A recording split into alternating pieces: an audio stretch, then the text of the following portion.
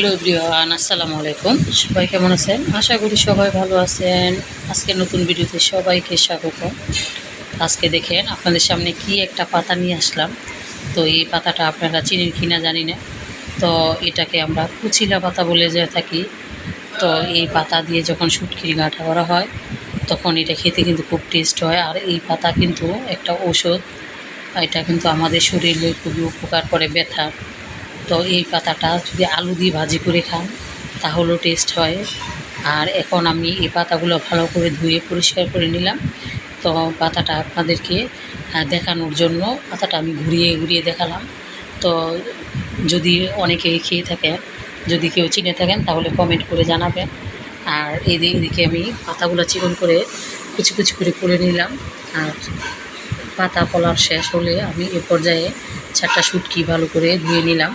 তো আজকে শুটকি দিয়ে এই পাতার ঘাটা করা হবে। তো এই ঘাটাটা কিন্তু আমরা সবাই খেয়ে থাকি। বিশেষ করে আমার মা অনেক সময় এই ঘাটাটা করে। তো এই ঘাটা খেতে খুবই টেস্ট হয়। তো প্রথমে আমি চুলাতে কড়াই বসিয়ে দিলাম। কড়াইতে অল্প তেল দিয়ে দিলাম। তেলটা দিয়ে একটু লবণ দিয়ে দিলাম। তো লবণ দেওয়ার পর এখন আমি পেঁয়াজ কাঁচামরিচ দিয়ে একটু নিয়ে হালকা ভেজে নিলাম। তো হালকা কষানো হলে এই পর্যায়ে দিয়ে দিলাম 4টা শুটকি। তো শুটকিটা দিয়ে 2-3 মিনিট পেঁয়াজটা একটু নেড়ে চেড়ে নেব। তো পেঁয়াজটা একটু নাড়াচাড়া হলে তারপর এটাতে অন্য উপকরণ দিয়ে দিব। তো ফাইনালি আমি পেঁয়াজটা নাড়াচাড়া করে নিচ্ছি।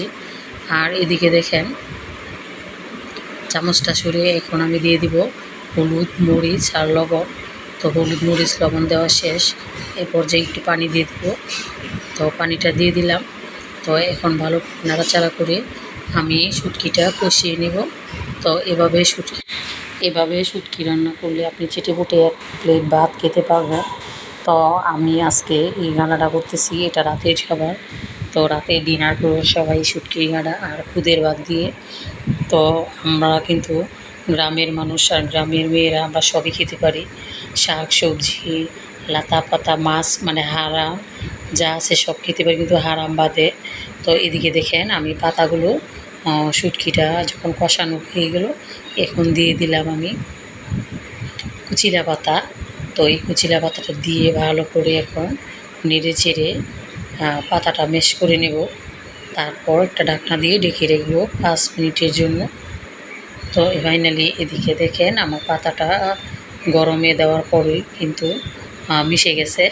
এখন দেখেন পাতাটা একদম খুলে গেছে।